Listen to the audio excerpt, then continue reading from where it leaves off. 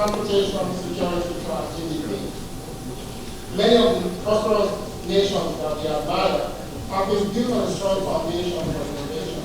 We have a blessed nation with significant young population, which is a critical resource for harnessing the opportunities offered by technology and innovation. In support of this, the President's stated goal of building a prosperous Nigeria for all. My commitment to His Excellency, Mr. President, to use the senators and lead on Nigeria is to give my best with the same passion and vision that I've demonstrated all my life to achieve the President's economic and prosperity. I look forward to working with all stakeholders across the continent and the organized private sector to provide intentional support and empower the growth of our young population so they can continue to contribute to the achievement of a prosperous, inclusive, peaceful society that we all desire. Thank you, distinguished senators, for your time today, and I look forward to working with you all to achieve our collective goals for our great nation Nigeria. God bless His Excellency the President, and long live the President.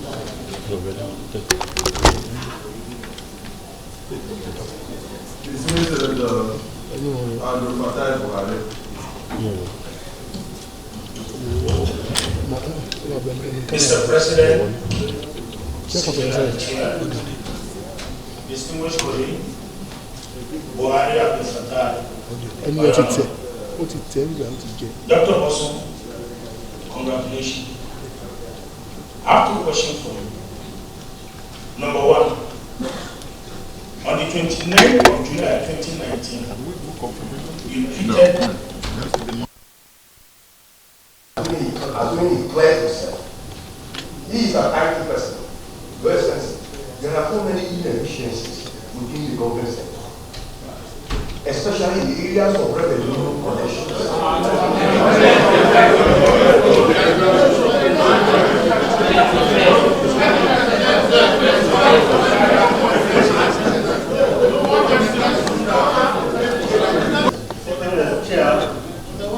My name is Mohammed Abdul. I represent Nasarawa South. I come under Order 10. And with the permission of the chair, I want to read. Any senator may rise at any time to speak upon a matter of privilege suddenly arising, and he shall be prepared to move without a notice. Motion declaring that contempt of or breach of privilege has been committed. I want the Senate President's attention. Okay. Sir. I'm going to ask that you please listen very closely as much as possible, because I will speak from my heart, and everything I've said today can be proven. I've spent the last 15 years of my life going all across the world, looking for people to support young people who can use technology to help this country forward. I've done this in so many ways, very loud and soft. One of the most soft things I've done is that since founding our company, we've opened now in 4 countries.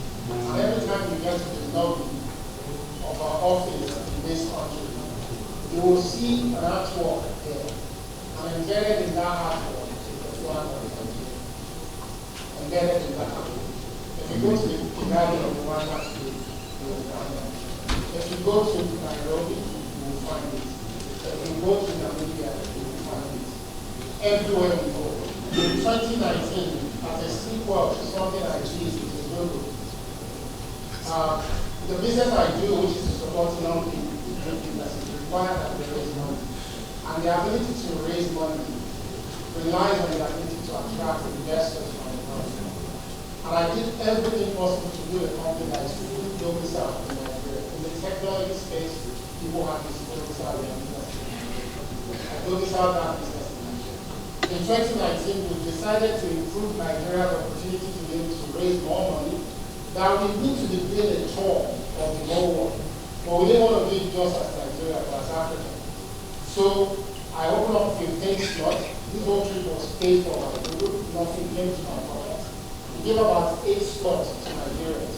Because I have a second citizen, which is a British passport, I was in the UK, and I was trying to apply for my Chinese visa, because I did not need visa for regular country.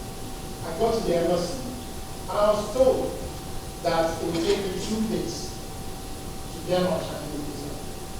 I was excited. And the gentleman said, "What do you do? Where's your payslip?" I said, "I run my business." He says, "We have to see your bank account statement." I said, "I have to provide you. My business is fully domiciled in Nigeria." The moment I mentioned Nigeria, the gentleman said he had to do a special check on me, and it was going to take me more 2 weeks. In any event, I treated what you read, which was paraphrased wrongly. One, I've also been given a taste of what young people have been doing to all of you as well, which is the tweet you read is just the first part of that tweet. The second part specifically mentioned that for us to lift this country up, we must find a way to correct our image, to project positive image. Because I don't want my 2 young girls to grow up because they're going to be proud Nigerians. I don't want them to grow up to experience the same thing. This is something that can be proven. What they're giving to you, sir, is just a screenshot of the question, which is not news. I'm very passionate about Nigeria, very. As I'm standing in front of you, I've just closed a business that I've been working on for 2 years, which is going to support 36 Nigerian entrepreneurs with 65 million naira to build technology that specifically focused on education. I do not do this because of my pocket. I'm standing here with you today because people know me for the work I've done, not because of my father or mother and their pockets. I do not have political connections. I am extremely passionate about Nigeria. What it takes for my sugar bar to say I'm going to Africa for the first time, and before meeting anybody who was me came to, was a lot of due diligence on my passion and interest. What it took for the founder of Twitter to come and meet me as a leader when I wasn't recommended was my passion and interest. And just a couple of weeks ago, when Mr. President was inaugurated, Bill Gates was in Nigeria to speak to the young people about the hope and opportunities that exist in this country.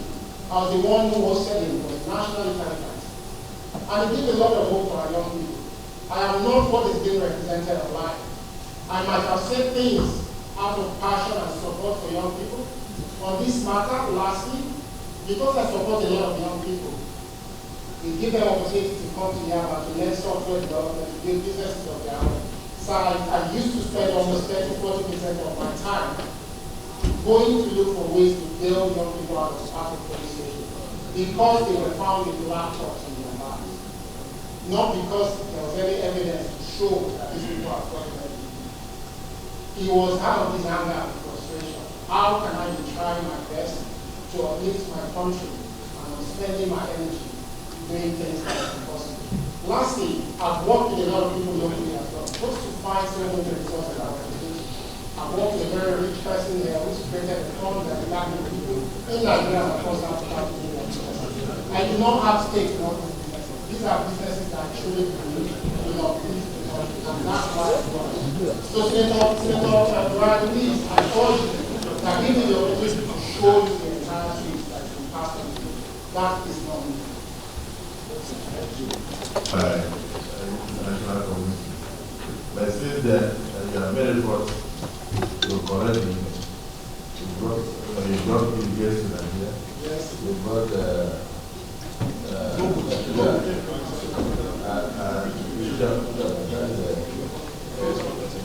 father of Facebook to Nigeria, and you are doing a lot of things to encourage Nigerians to go to and also to make money from them themselves. And you are very determined to make sure that your 2 children grow up to be proud of their identity as Nigerians, and what you have suffered internationally should not be measured up to them, and that the image of this country must be corrected.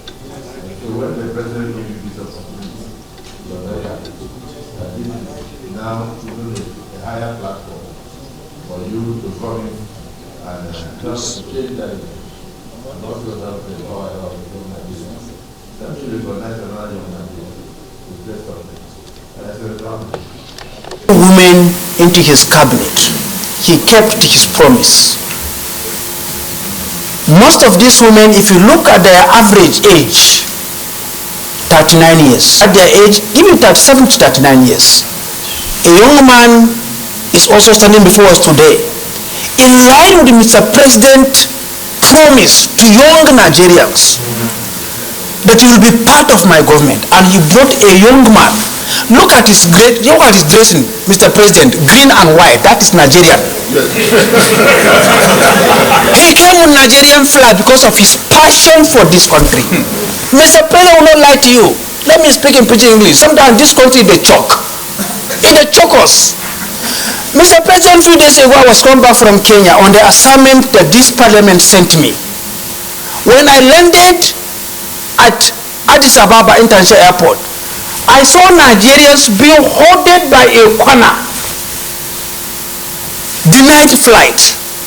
I came out of the line and I asked the immigration people there, why are you keeping these people without them boarding a plane?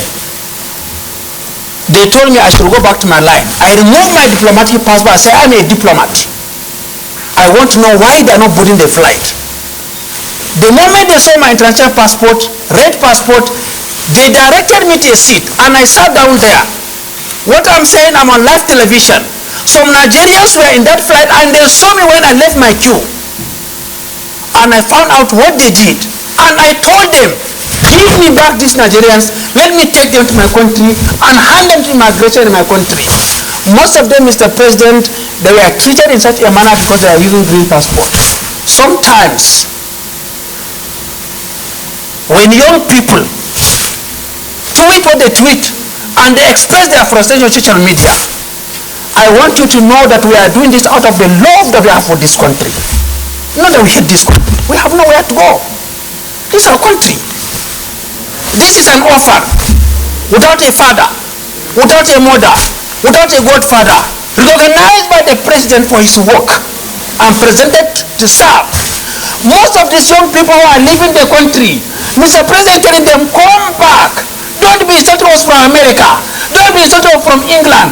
Come back, Nigeria. Let's build this country together. And that's why Mr. President nominated him to come back home and offer this country.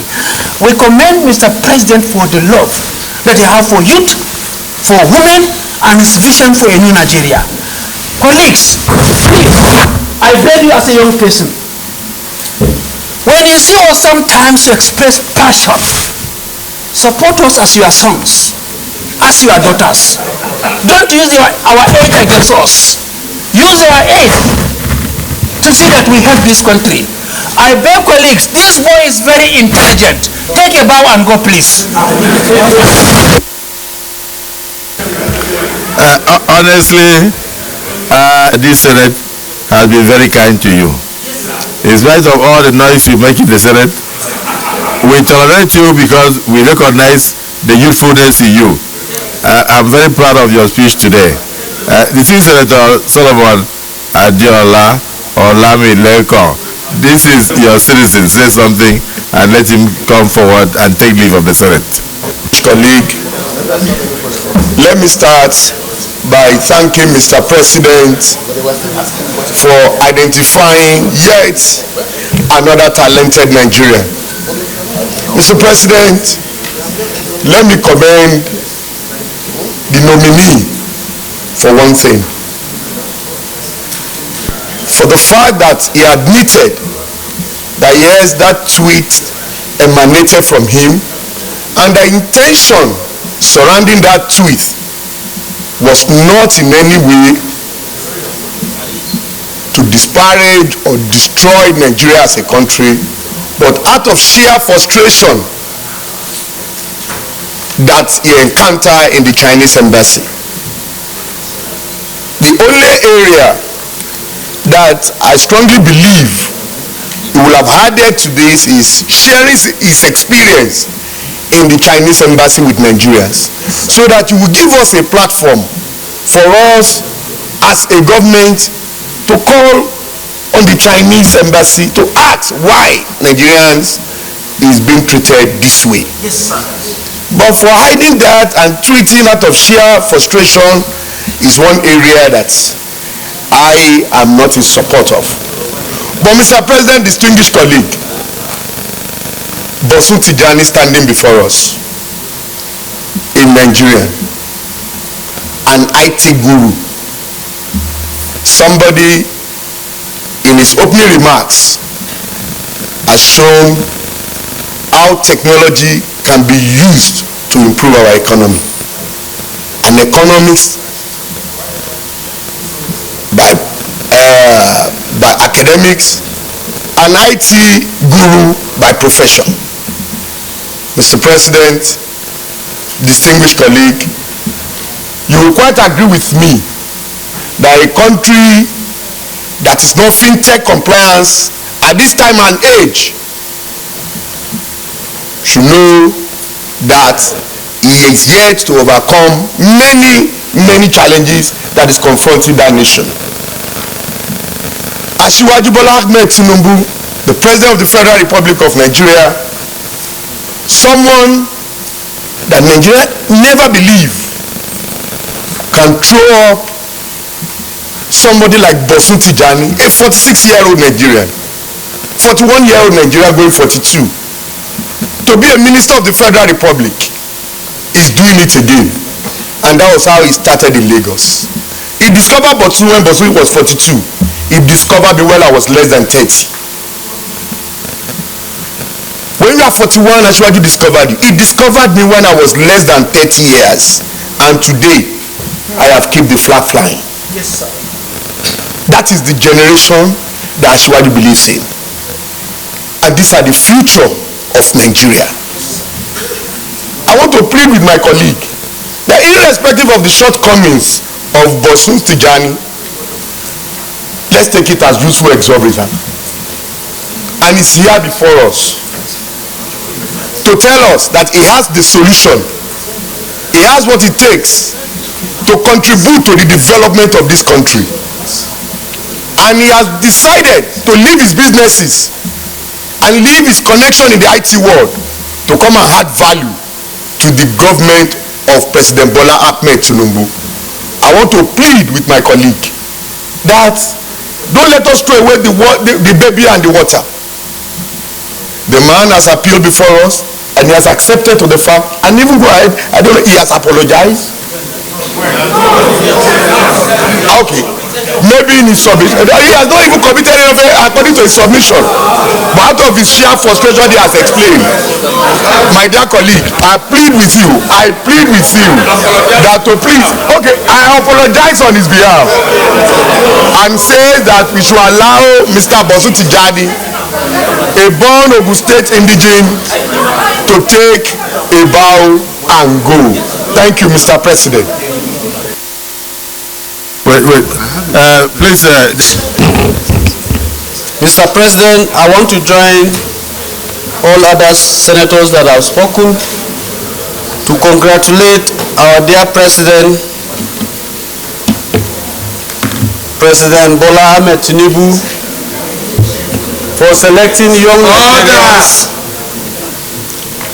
to also be part of his cabinet, especially the women and the youths. With regards to our brother Dr. Bosun, congratulations. But Mr. President, I wish to advise this young man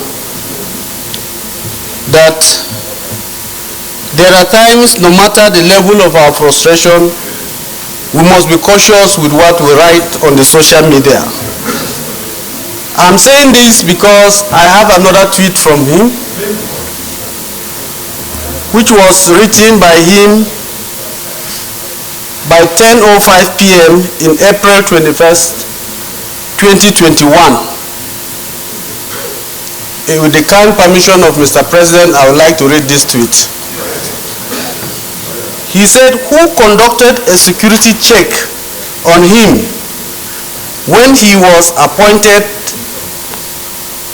What sort of checks are done by at the Nigerian Senate when they confirm appointees and the media. Question for another day.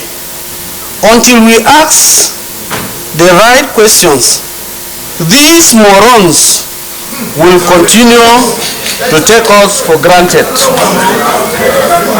Mr. President, sir. Mr. President,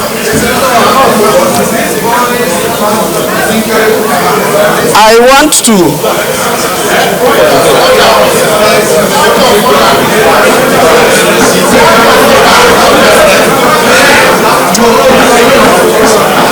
having come from my alma mater, I'm also from the University of Jos, and I've taught there in University of Jos for 15 years.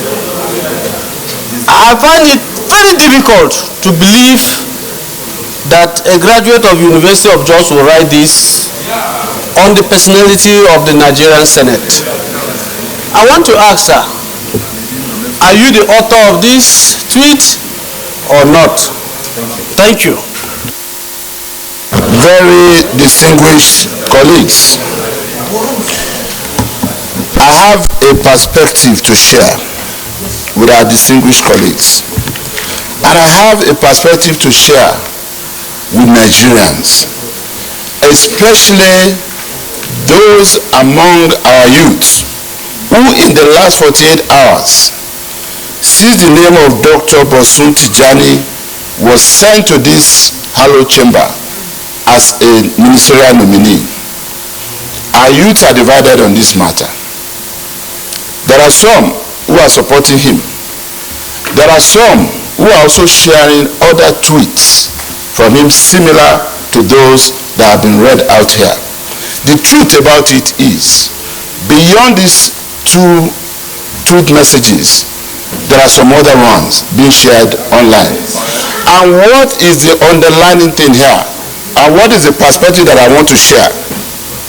Consider the dates of these tweets and recall the events that took place in Nigeria. Some of my own children and some of our own children were all part of these tweets. Standing before us, sir, is an NSAS protester, if we can so classify him. That is the truth about it. My own daughter, who was not born in Nigeria, I didn't hide my family in the US. I didn't take my family out of Nigeria after I came into public service. I was in the US doing my master's degree. I was there practicing as an attorney when I gave birth to my own children. So they were not born here. But when my daughter was done schooling, she told me she wanted to come to Nigeria for her national service, and I was very glad. My daughter joined the NSAS protests. Around the same time, all these tweets were going on. Very many of our own children asked us questions. Mr. President, I need your protection. All I'm trying to do is share a perspective. The same president, these are the issues for me. Number one, an NSAS protester who believed he was a spokesperson for his own generation, today has come to see the need to join hands with us to build this nation and bring all those ideas around which they organize protest on board to further build Nigeria and rebrand Nigeria. That's number one. More importantly, number two, the same President Bola Ahmed Tinubu, a citizen as he then was, not in any official position, who was accused or alleged as having taken soldiers to toll gate plaza in Lagos to shoot NSAS protesters, is the one who today, by the grace of God, as President and Commander-in-Chief of Nigeria, has sent Dr. Bosun Tijani as a nominee to this chamber, because he also believes that they have something to offer. So let's look at it from all these perspectives and know that this man standing before us did what any of our children could have done. at that point, based on their own understanding of what was going on, he portrayed a scenario of how most of the people he was struggling to help were being arrested by the police because they had laptops in their bags, not because they were criminals. Let us remember what happened in this country. We need to move on with this generation. We need to put this behind us. So, of course, if he said anything that he shouldn't have said, he's here to apologize. That's not the problem. But let's take it beyond that and be less emotional about this issue. But we must protect the integrity of this institution. I agree, with our colleagues who are saying this, and our own youth must also learn from this, that even in the face of anger or protest, you must mind the language that you use. Thank you so much, Mr. President. Well, let me, just before I listen to earlier, distinguished leader of the Senate, that even if it was that your child that came before us here, that child will still face the same questions. The questions being asked are not, nobody, I don't think any of them has ever met him. I don't think any person here has any objection to his nomination. I don't think anybody here is against him. We are rather appreciative of Mr. President's choice. However, sometimes the past has a way of following us, and I think we can make progress. I will give you an example. The National Digital Economy Policy and Strategy 2020 to 2023 that involves ICT parks, entrepreneurship, innovators, youth empowerment, which will break it down to solid infrastructure, soft infrastructure, service infrastructure. All these policies, he was part of those who developed these policies that he believes can empower young people. When Mr. President was coming on board at Eagle Square, I said that I learned a lot from him when he was governor. I turned boys into men as a governor in my state, and that he will come, if he won the election to be president in Nigeria, that he will turn a lot of Nigerian boys into men. I think this is one of such. Now, if we sit here for the next 5 minutes, somebody will bring out another very derogatory tweet from him, whether it was done in the heat of anger, or whether it was in collaboration with your child, I wouldn't know. But the major thing there is that he has a very good opportunity on live television to tender apologies to his elders for his youthful exuberance and his mistakes, and we move on. Dr. Bosun, this last tweet and many others that will come, like the one you called your elders. Look at somebody like Senator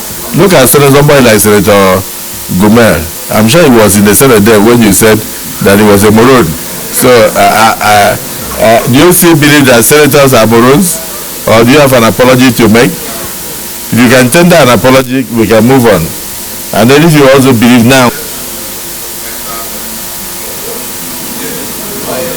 Your Excellency, Senate President, and also distinguished senators. Distinguished senators. I was raised properly as a Yoruba boy, both in Agege and Abeokuta, so I do understand that we're not meant to disrespect our elders, and that's not the training that we're given. My father probably won't be proud of me for all these allegations, but one thing he'll be proud of as well is that the passion that led me to those mistakes has also given me the opportunity to contribute to the development of this country.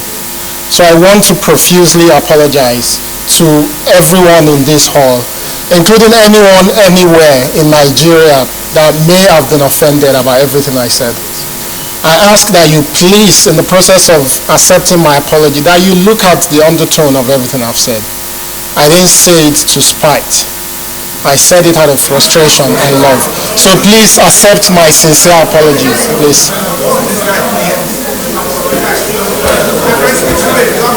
Off the mic. Off the mic. Off the mic.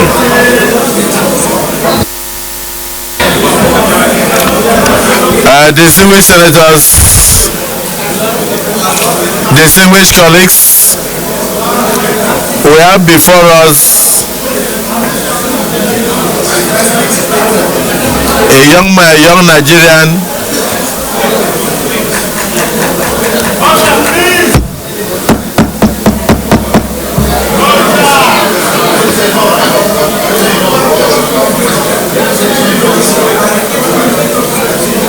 in explaining. I'm absolutely sorry for everything I've said. I'm sorry. Distinguished senators, we are all fathers, except for Senator Jimmy Kuta, who is not yet married.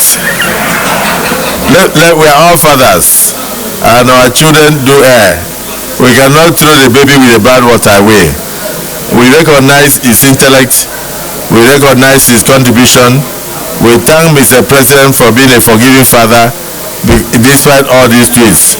And I think on behalf of the Senate, I want to accept your apology and keep up the good work of creating opportunities for young people to grow, so that they will not have the kind of anger that led you to make all those tweets.